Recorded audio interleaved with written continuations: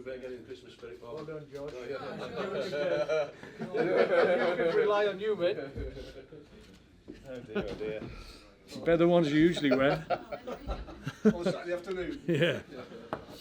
Right, how do we follow that then?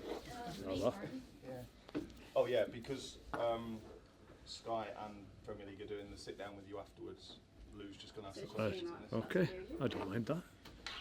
Okay, so let's start off with some injury news. Can you tell us about you? We've got a few bumps from the weekend. Mark Muniesa got a bang on his knee, so we're getting that checked. What else? We've got Glenn Johnson's got a little bit of a problem with his eye at the moment. He's just got I think, an infection in his eye, which obviously is an issue for his vision, but we're hoping that's going to settle down and won't be an issue for him. Other than that, it is bumps and bruises that we don't anticipate we'll lose any more players because of, but it was just a warm-down session today. We'll hopefully get a few of the guys that missed out at the weekend back tomorrow. Hoping to see maybe John Walters. Ryan Shawcross did a little bit of work outside today. Not sure if he's going to be an option tomorrow. It's probably a little bit too soon, but good signs there. So hopefully we'll get a few back. How's some of your longer-term injuries looking like Jeff Cameron and Jack Whitman? Jeff's going to be a couple more weeks, we feel. Jack had that setback, obviously, and we're just settling it down again, and we expect him to be back on the grass very, very shortly. Phil Bardsley just continue to improve, but he's a number of weeks away still. Ibi Afellai's really training really well. Not far away from a return. In my view, he needs games where we'll probably look at what the under-23s have ahead of us, and try and get him involved in one of those if we can, if it's the right level against the right opposition. But if not, we may look to put a fixture in the calendar that will help him, because that's all he's missing at the moment is game time. So hopefully we'll be able to arrange that and get him on the field. It's important to have some fresh bodies going into this Christmas period as well, with so many games coming up, isn't it?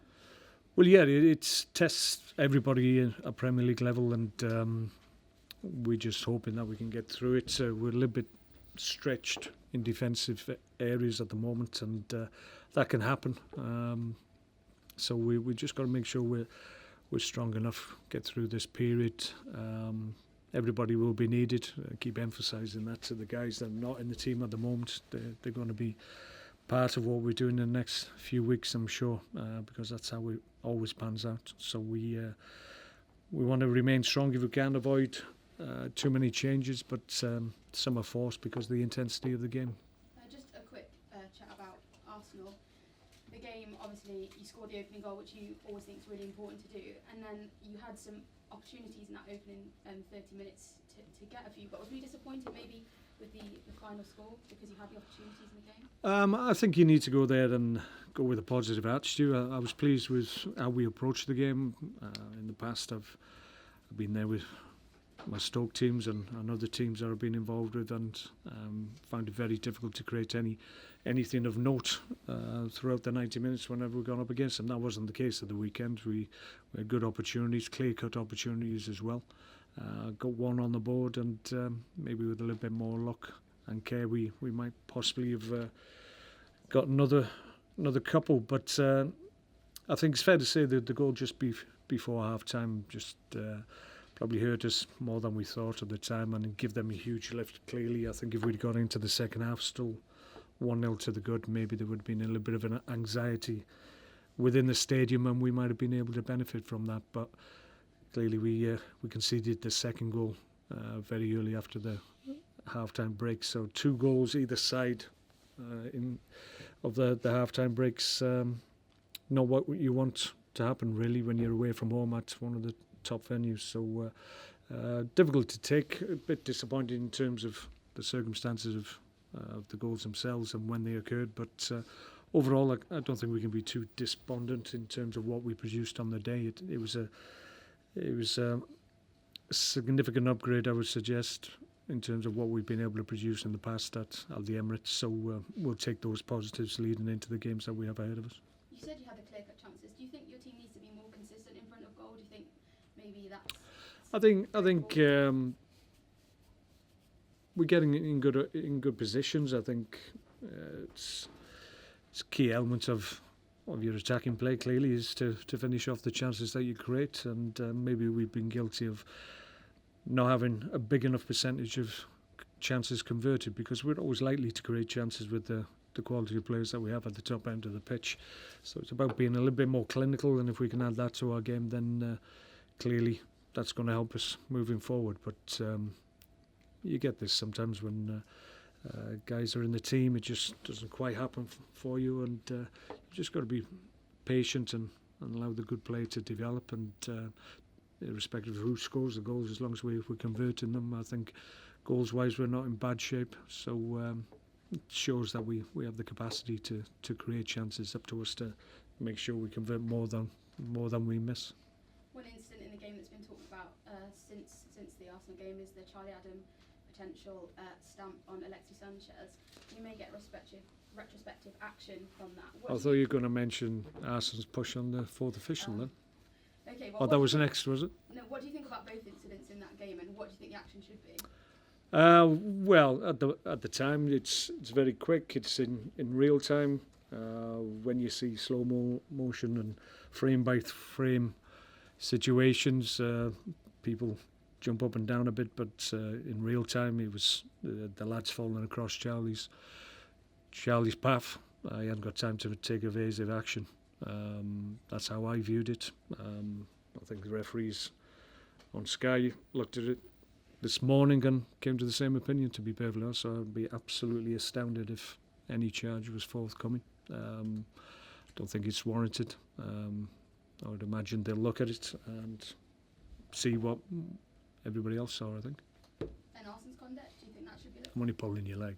But, No, but seriously, as a manager, sometimes you've got to go right to the edge when you're in the technical area and you want your team to win. Where is the line? How far can you push it? Well, you can't lay your hands on fourth officials, I would suggest, but I think maybe the fourth official invaded his personal space and he just likes a little bit more room to conduct his work and his team. So everybody has a different space they like to protect, maybe. You play Southampton on Wednesday night. It'll be your 400th appearance as a Premier League manager, only one of 6 to do that in the competition. How important has it been to manage in this league to you personally, and how much of a pleasure is it week on week? Well, it's a challenge week on week.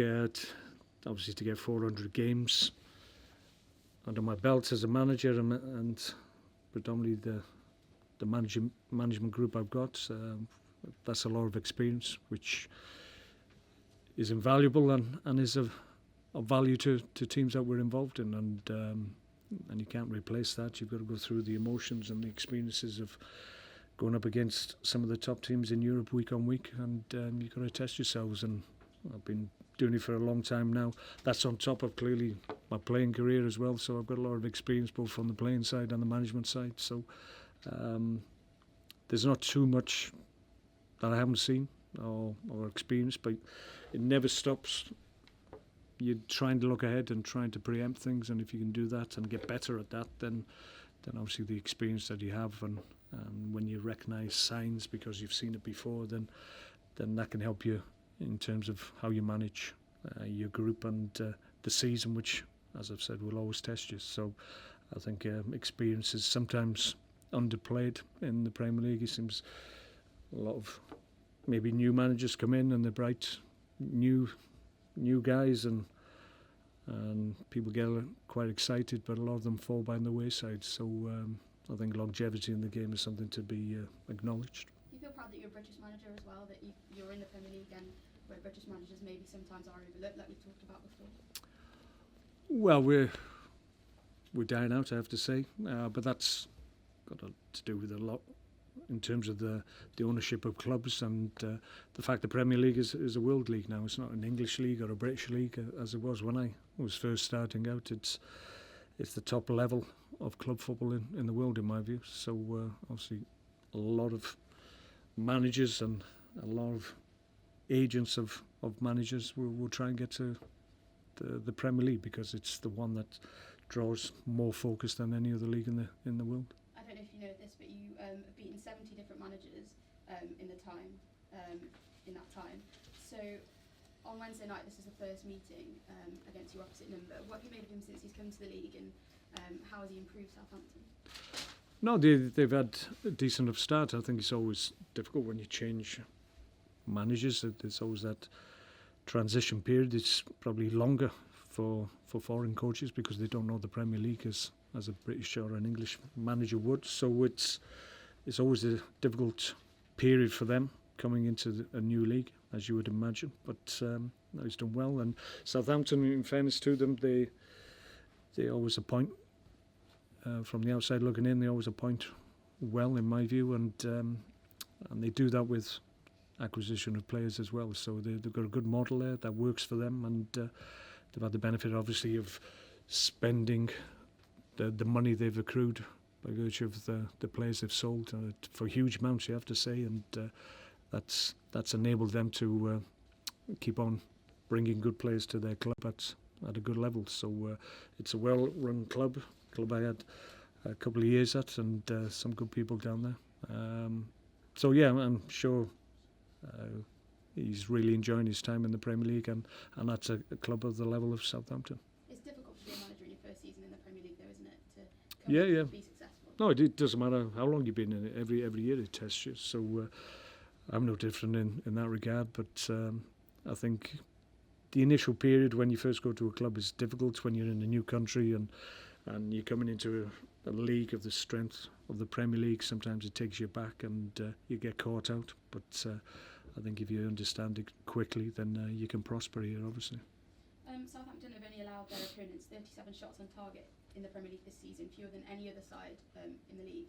How difficult is it going to be to break them down and to get the goals you've recorded? No, they're a good side. They've got good fullbacks. They've got good depth in their squad as well. When they try and freshen things up, they've got good players to come in. Their academy continues to produce players at a Premiership level, which is very difficult to do, as we found. So you have to give them credit. But defensively, they've always had the benefit of a good pairing at the back. Fonte and Van Dijk and Yoshida, they're good, solid players that understand the league. So it's always difficult to break them down. Fraser Forster has been in fantastic form as well and continues to be another great English goalkeeper. Like Yeah, that. no, he's an outstanding keeper as well. So the combination of obviously their defensive strength and even when that defensive line is broken, then they still have the benefit of the presence of the top class keeper as Forster is. So that's what you have to have in the Premier League. It's very, very difficult to go into a Premier League game and stop your opponents not having any opportunities or strikes and goal. When that happens, then you need a top quality keeper to make sure you retain your position in the game. We know they're going to be without Charlie Austin, but they do provide other threats. And have you earmarked any kind of particular threats that you might? No, they've been making a number of changes of late. They've obviously had European games to deal with, so they're trying to utilise their squad and make best use of it, and maybe that understanding of what's ahead with the Christmas period, which is difficult for us all. Maybe they're thinking that if they can keep the energy in their team and allow people to be fresh going into games, that could help them, and maybe that's what they're looking at, because there's been a number of different changes. But it may be that the team at the weekend isn't the one that we face on Wednesday. We'll just have to wait and see. But clearly, whoever comes in, as I've said before, they've got good strength and depth, so we'll have to be ready. There's only 1 point between you and the league. Do you see this as an important clash in terms of points in the Well, yeah, we've got 2 games coming up at home against teams that may well be around us and teams that will hope to be above us come the end of the year. So if we can take points off of them now, then that's obviously going to help our case for being above them come the end of 38 really hard-fought games. I just want to ask you about your possible lineup. And Wilfried Bony hasn't started for a few games now. He's only scored 2 goals in 10 appearances. Is he might he appear? And oh yeah, without a shadow. Yeah, listen, we've got good options up top at the moment, and I just tried something at the weekend because I thought it was of value. Clearly, Wilf and Mamjouf and Ramadan Sobi aren't going to be available come January, so I needed to look at the options that we have. Playing Marco and Autovich down the middle, I think, is something that we can do again in the future, not necessarily on Wednesday, but I think it's important that, like everybody is, you're looking at your squad, you're looking at the qualities of individual players and how they combine with other players in the team, and you try and get the combination right to enable you to win Premier League games, and that's all I'm doing at the moment. Is he still looking sharp in training and scoring goals? Yeah, very much so. He trains correctly. He's top level striker. He had a decent run this side up to a point. He will tell you himself he thought he did okay, and I agreed with that. But obviously, he would have preferred more goals at this stage. But there's plenty of time yet from now to the end of the season. And Goy made his debut up the weekend. How pleased were you for him to get some time?